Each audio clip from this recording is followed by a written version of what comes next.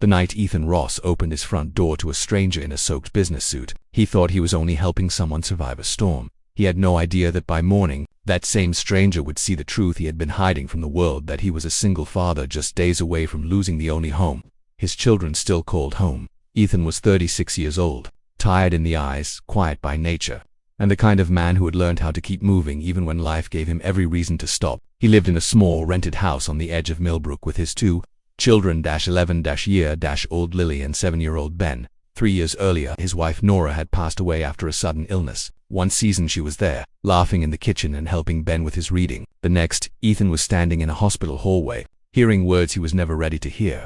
Since then he had become everything at once: mother, cook, cleaner, comforter, homework helper, and the one person who could never fall apart, even when he wanted to.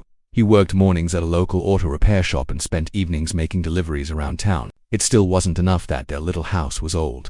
The roof leaked when it rained. The heater worked only when it felt like it. The kitchen drawers got stuck. The paint was peeling near the windows. But to Ben and Lily, it was home. It still smelled faintly like Nora's vanilla candles. Their height marks were still on the hallway wall, and Ethan was fighting with everything he had to keep it. One Thursday evening, dark clouds rolled across the town before sunset. The weather report warned everyone to stay inside.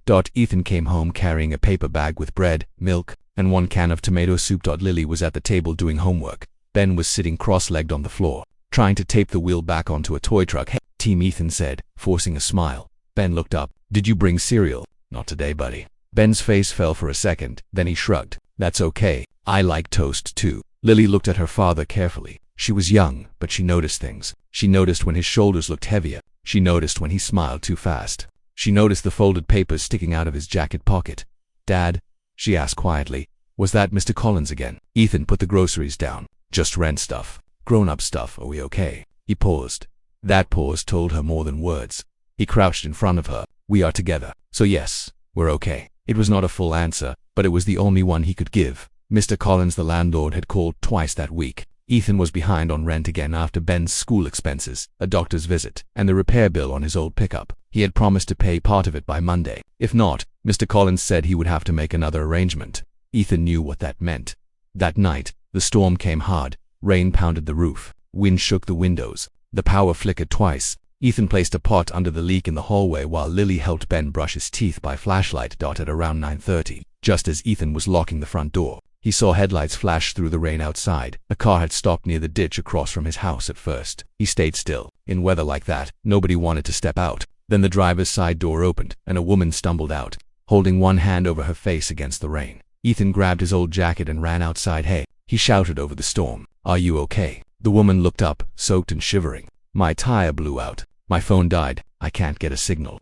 She looked to be in her late 30s. Her hair was pinned up but half ruined by the rain. Her clothes were expensive, but in that moment, none of that mattered. She just looked cold, tired, and stuck. "You can't stay out here," Ethan said. "Come inside until the storm lets up." She hesitated. "I don't want to trouble you." "You're not troubling me. You're freezing." He led her into the house. Lily jumped up from the table. Ben stared with wide eyes. "It's okay," Ethan told them. "This lady's car broke down."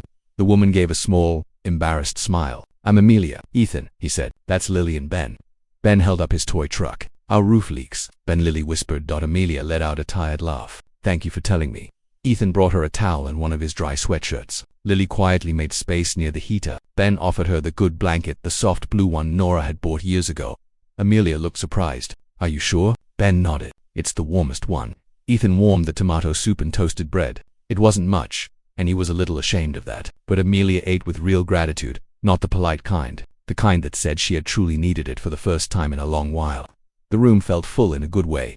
Amelia asked Ben about his school. She asked Lily what book she was reading. She listened when Ethan spoke, and she didn't interrupt or try to impress anyone. When Ben yawned, Ethan tucked him into bed on the couch and sent Lily to her room. "Sorry," Ethan said softly as he spread a sheet for Amelia. "We don't have a guest room." "This is more kindness than I expected from the night," she replied. For a moment, the storm outside sounded far away. "Long day?" Ethan asked. Amelia gave a faint smile. "Very long." He nodded. "I know that feeling." There was something about the way she looked at him then, not pity, not curiosity, recognition. The next morning, the storm had passed. The road was muddy, but the sky was clearing. Ethan woke early, made coffee and walked outside to check the damage. When he came back in, Amelia was standing near the kitchen counter, holding a folded paper she had found by accident. It was the rent notice. She looked at him, then quickly set it down. "I'm sorry, I wasn't trying to pry." Ethan's face tightened. "It's fine." Before either of them could say more, a black SUV pulled up outside. A driver got out in a hurry. "Miss Hart, there you are. We've been looking everywhere." Lily, standing in the hallway, whispered, "Miss Hart." The driver continued. "The board meeting has already been moved twice." Ethan looked at Amelia. She gave him an apologetic smile. "I should have told you. My full name is Amelia Hart." "The Amelia Hart?" Lily asked. Even children in Millbrook knew the name. Hart Development Group had offices, housing projects, and community buildings across the county. Amelia nodded. Ben blinked. "So, you're super rich." Ethan almost laughed despite himself. Amelia smiled gently. "I'm just someone who got caught in the rain." Then she turned back to Ethan. "Thank you," she said, and this time her voice carried more than simple gratitude. "For last night. For treating me like a person." She left with the driver a minute later. Ethan stood in the doorway, watching the SUV disappear down the road, not knowing that the storm had passed outside, but something much bigger had only just begun. For 2 days, Ethan told himself that was the end of it. A stranger had needed help. He had helped her. Life would go on. But life rarely stayed that simple. On Saturday afternoon, Amelia Hart walked into the auto shop where Ethan worked. He was bent over an engine when he heard his boss call. "Ethan, someone here for you." He looked up and froze. Amelia stood there in jeans and a simple coat, holding a paper bag and his old sweatshirt neatly folded over one arm. "I came to return this," she said, "and to say thank you properly." His co-workers suddenly became very interested in nearby tools. Ethan wiped his hands on a rag. "You didn't have to come all the way here. I wanted to." She handed him the bag. Inside were 3 bakery boxes. "For the kids," she said, "and one for you if they leave you anything." That evening, Ben nearly shouted when he saw the cinnamon rolls. Lily smiled in a way Ethan had not seen in weeks. "She remembered us," Ben said. The next week, Amelia called. At first, Ethan almost didn't answer. He assumed she was calling out of politeness. But Amelia's voice was direct. "One of our community centers was damaged in the storm," she said. "I stopped by your house that night. I saw the way you had patched that roof, fixed that old window frame, and kept that place standing. I need someone reliable for repairs. Temporary work, good pay." Ethan leaned against the kitchen counter. "There are contractors for that." "There are," she said, "but I need someone I can trust."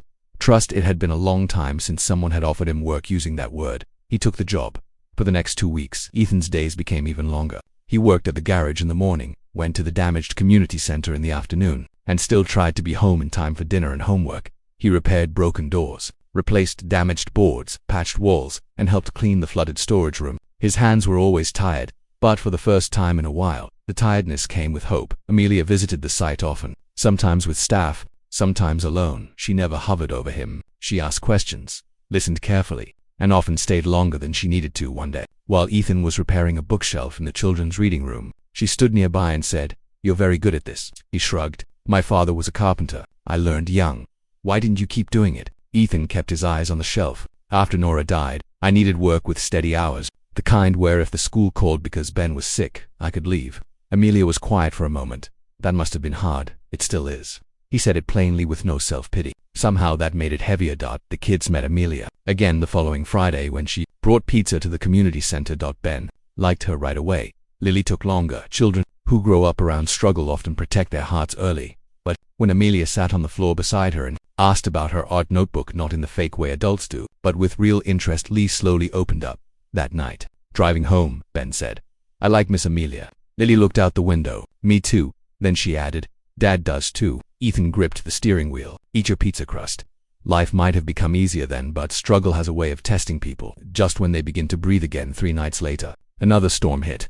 Not as bad as the first one, but enough. At 2 in the morning, Ethan woke to Lily screaming. He ran into the hallway, just as a section of the ceiling in the children's room cracked and dropped onto the floor in a wet, heavy crash. Plaster, water, pieces of wood. Ben was crying. Lily had pulled him away from the bed just in time. Ethan's heart pounded so hard he could barely hear everyone out. He said, pulling them into the living room. They stood there shaking while rain dripped steadily through the broken ceiling. By morning, the damage was clear. The room was unsafe. Mr. Collins came by, looked once, and sighed. "I can file for repairs," he said, "but it'll take time. You can't keep the kids in there." Ethan stared at him. "So what am I supposed to do?" The landlord spread his hands. "Stay with family. A motel." "I don't know." Ethan's parents had both passed. Nora's sister lived in another state with 4 children in a tiny apartment. There was nowhere to go. He put the kids in the living room that night and took the floor beside them. He spent money he didn't have on one cheap motel room for the next night, then another. By the third day, the money was nearly gone. He still went to work, still showed up at the community center, still smiled when Ben called to ask where his blue socks were, but he was breaking. Amelia saw it before he said a word. "You're pale," she told him one afternoon. "When did you last sleep?" "I'm fine." "No, you're not." He looked away. Amelia softened her voice. "Ethan, what happened?" And so, standing in the half-repaired hallway of the community center, with the smell of paint in the air and the sound of distant children's laughter outside, Ethan finally told her. About the ceiling, about the motel, about the rent, about how hard he was trying, and how it still never seemed to be enough. Amelia listened without interrupting. When he finished, she said quietly, "Come stay at my guest cottage." He looked at her as if she had offered him the moon. I can't let my kids become somebody's charity." Her face changed, not angry, just hurt. "I wasn't offering charity." Ethan exhaled hard. "I know, I'm sorry, I need to be the one who takes care of them." Amelia stepped closer. "Sometimes taking care of them means letting someone help." He said nothing. That evening, after checking out of the motel, Ethan loaded their bags into his pickup. Ben fell asleep against the window. Lily sat quietly in the front seat, holding her backpack in her lap. They were parked outside a grocery store because he didn't know where else to stop. "Dad," Lily said softly, "are we going to sleep in the truck?" The question went straight through him. He opened his mouth, but nothing came out. Ben stirred in the back seat and whispered, half asleep, "I want to go home." Ethan lowered his head into his hands. For months, maybe years, he had held everything in: the fear, the grief, the pressure, the shame of never having enough. Now, in the silence of that old truck, with his children beside him, it all reached the surface at once. Then Lily did something small and brave. She picked up Ethan's phone, found Amelia's number, and called her 20 minutes later. Amelia's car pulled into the lot. She stepped out, saw the bags in the back seat, saw Ben asleep, saw Ethan trying not to cry, and her whole expression softened. Ethan looked at her and finally said the one truth he had not allowed himself to speak out loud: "I don't know how to keep them safe anymore." And that was the most painful moment of all. Not when the roof fell, not when the money ran out, but when a father who had done everything alone finally admitted he could not do it all by himself. Amelia opened the truck door gently so she wouldn't wake Ben. Then she looked at Ethan and said, "You don't have to do it all alone." This time, Ethan didn't argue. Maybe because he was too tired, maybe because Lily's hand quietly touched his arm, or maybe because, deep down, he knew that saying yes was not weakness, it was love. Amelia took them to a small, furnished guest cottage on the edge of her property. It was simple, warm, and quiet. There was a tiny kitchen, 2 bedrooms, and a porch that looked out over trees. Ben fell asleep almost as soon as his head touched the pillow. Lily stood in the doorway of her room and whispered, "It feels safe here." Ethan had to look away before she saw his eyes fill. The next morning, he found Amelia in the kitchen making coffee. "I'll pay you back," he said immediately. She gave him a tired smile. "Good morning to you too." "I mean it. I know you do," she said. "So let's make it simple. Stay here for now. Get your feet under you, and if it matters to your pride, then keep finishing the center and help me with a few repairs around the cottage later." He let out a breath. "You always have an answer."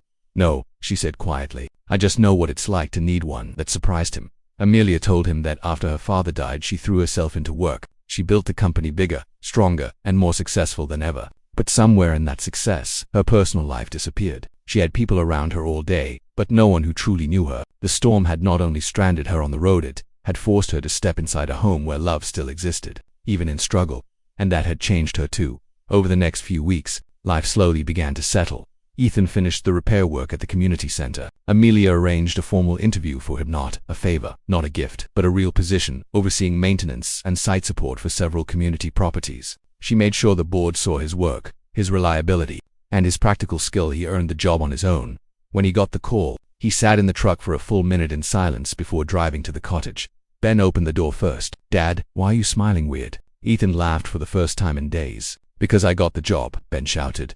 Lily ran in from the kitchen and threw her arms around him. Amelia, standing behind them, smiled with tears in her eyes. The new job meant steady income, health benefits, and most importantly, a schedule that allowed Ethan to be home for his children. A month later, he rented a modest duplex near the kids' school. It wasn't perfect. The floors creaked. The yard was small, but it was clean, safe, and there's the day they moved in. Lily wrote one word on a sticky note and placed it on the front door. Home. Amelia helped them bring in boxes. Ben insisted on showing her his room first. "This wall is where my dinosaurs are going," he announced. "Very important design choice," Amelia replied later that evening. After the kids had gone inside to unpack, Ethan and Amelia sat on the porch steps with 2 cups of tea. The sun was setting. The air was calm. No storm, no panic, just a quiet evening that felt earned. Ethan looked at her for a long moment. "When I saw you in the rain that night," he said, "I thought I was giving shelter to a stranger." Amelia smiled softly, and he looked toward the window, where Lily and Ben were laughing inside. "Turns out you gave us shelter too." She didn't answer right away. She simply reached for his hand, and this time, Ethan let someone hold it. Their relationship didn't become a perfect movie overnight. It grew slowly, like all real things do, through school pickups, through shared dinners, through hard talks, through trust. Amelia never tried to replace what the children had lost. She simply became someone steady, kind, and present. Someone who showed up months later. The community center reopened. There were balloons at the entrance, fresh paint on the walls, and a reading room brighter than before. Families from the neighborhood came out. Children ran through the halls. Staff members thanked Ethan for his work. At the small reopening ceremony, Amelia gave a short speech. Then she invited Ethan forward. He didn't love standing in front of crowds, but he walked up anyway. He looked at the people, then at Lily and Ben standing beside Amelia. "There was a time," Ethan said, "when I thought being strong meant carrying everything alone. But I learned something important. Being strong also means knowing when to accept help, when to trust, and when to let people care about you." He glanced at Amelia. "My kids and I went through a hard season, and we got through it because kindness showed up at the right time." Lily wiped her eyes. Ben clapped too early, and everyone laughed. That night, back at the duplex, the four of them shared dinner around a small table that was too crowded and somehow perfect. The storm that had once brought fear had also brought change, and in the middle of loss, struggle, and exhaustion, love had found them, not loudly, not suddenly, but gently, in the shelter of one open door.